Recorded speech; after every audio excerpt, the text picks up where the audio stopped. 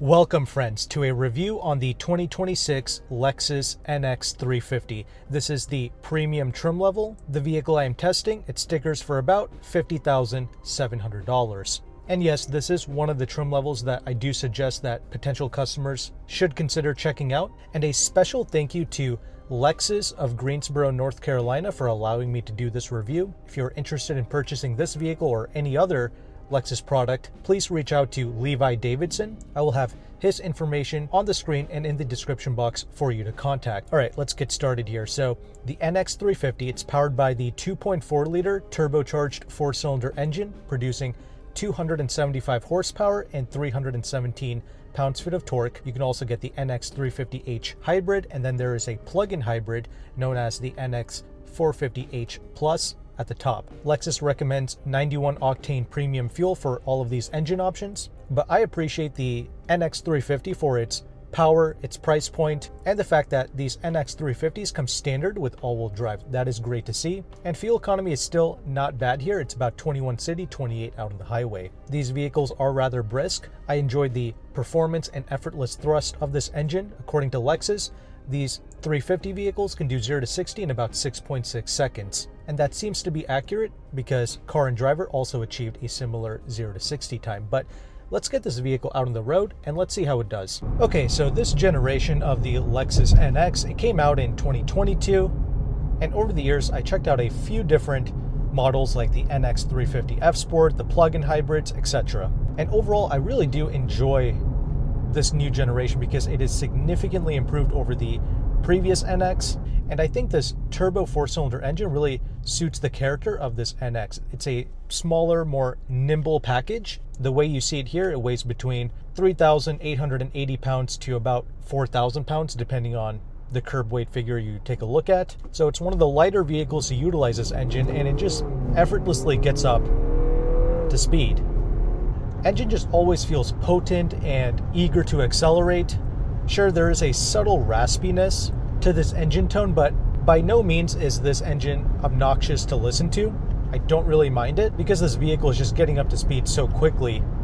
You're not always having to wring out this engine because this drivetrain is so effective. And I appreciate the fact that we get all-wheel drive as standard.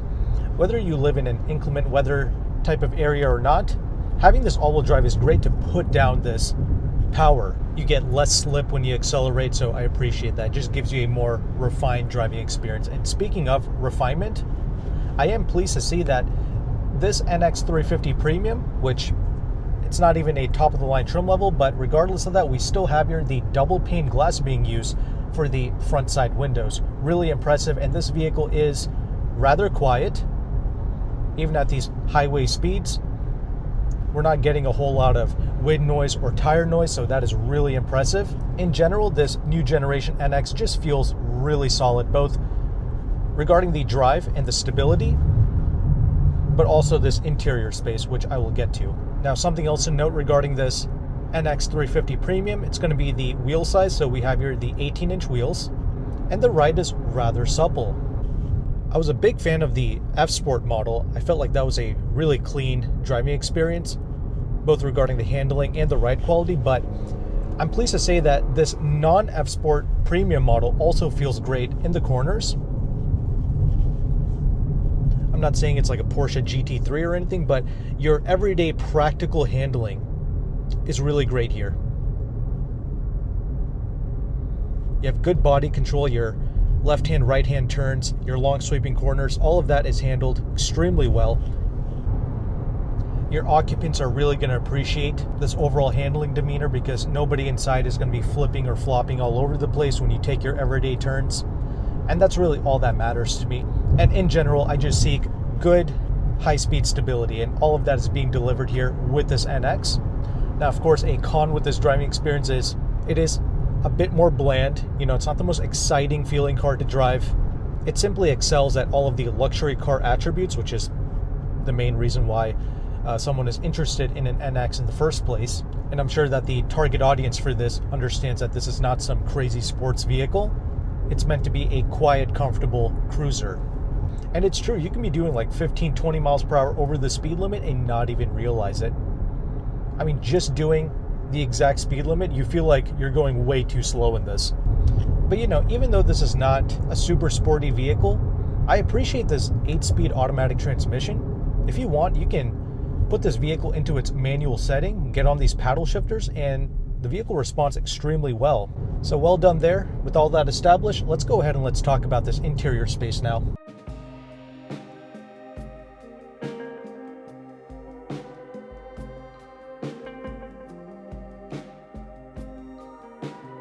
Okay, now that we are stopped, let's go ahead and let's quickly talk about this interior space. So one of the things I really appreciated about this NX Premium when I first got into it is just the overall solidity of this cabin.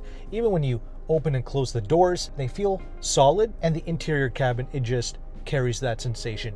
Now, as standard with the NX, you get things like the heated front seats as standard. You get a 9.8-inch infotainment screen. You get the Lexus safety system 3.0 Plus, along with the useful safety tech like your blind spot monitoring, your rear cross traffic alert. You get all of that as standard, and of course a whole lot more. But when you step up to the premium trim level like this, you now get heated and ventilated front seats. You also get the ambient lighting inside. You also get this electronically adjustable steering wheel. Both the standard and the premium models come with the New Lux interior for the seats, although the premium models like this can get a leather interior if you spec it, but we don't have that here. And to be honest, I don't really care, because New Lux is genuinely a phenomenal material. Actually, a lot of people in the detailing industry have mentioned this. New Lux is definitely one of the best synthetic leather materials out there. It looks and feels just like leather, and it ages extremely well. You can put tens of thousands of miles on these vehicles, and the look of these seats, they barely change. But what I appreciate most is just how soft and supple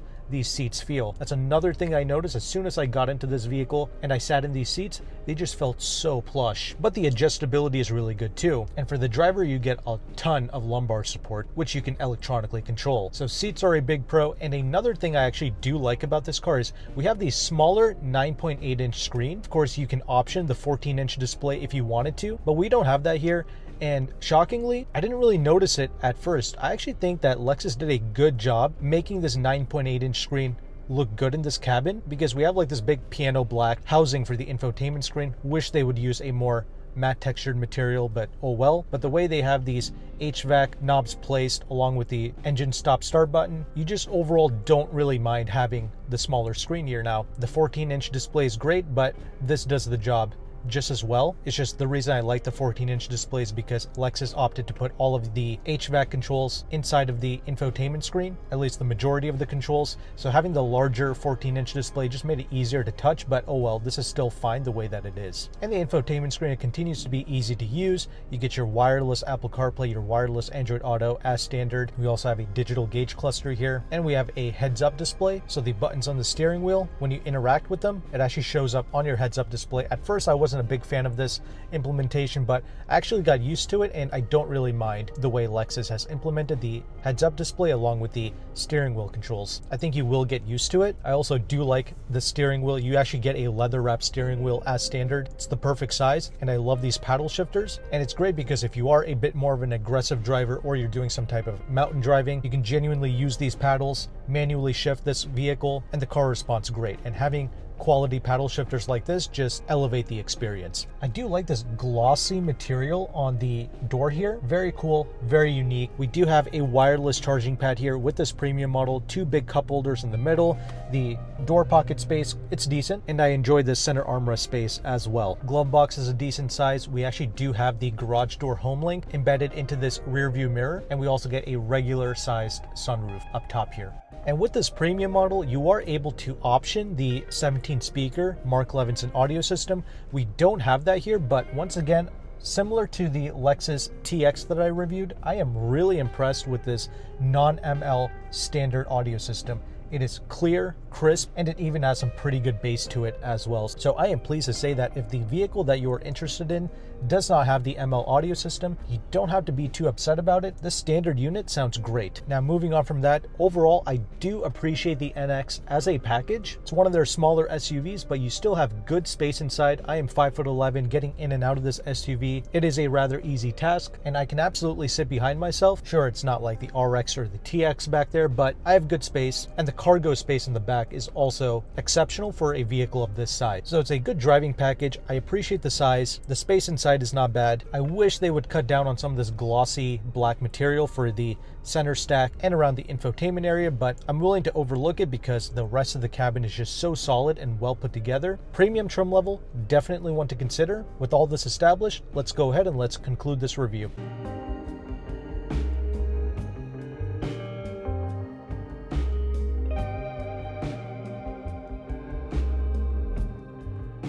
Concluding thoughts on the 2026 Lexus NX 350. First of all, I just want to say that I am 2 for 2 when it comes to these premium trim level Lexus vehicles. I really appreciated the TX 350 Premium, and of course this NX was also really great. I got a clean, cohesive driving experience out of both models. So it just goes to show you that you should simply do a thorough test drive on whatever model and trim that you are looking to purchase. In the past, I would recommend buyers to look into the top of the line luxury or the F Sport handling models. And sure, those are still worth it for the individuals who have a higher budget. For instance, I do still think that the F Sport handling does offer a slightly more cleaner driving experience, but this premium is totally fine. In fact, a huge benefit with the NX is the fact that Lexus made all-wheel drive as standard. I am so pleased to see that because these turbo 4-cylinder engines, they produce a lot of torque down low, so that can overwhelm the front tires. For instance, I was really confused when I saw that the TX, one of the flagship SUVs from Lexus,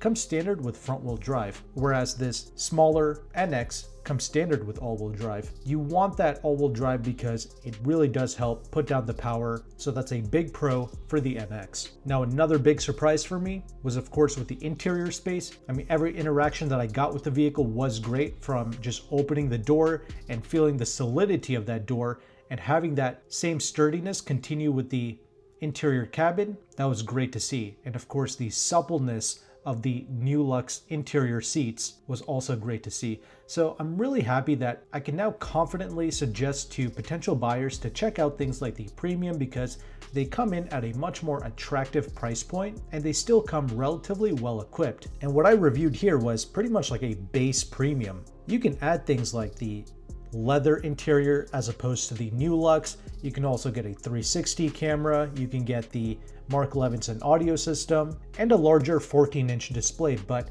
honestly, not really necessary. The base audio sounded great. I actually appreciate the smaller 9.8-inch infotainment screen.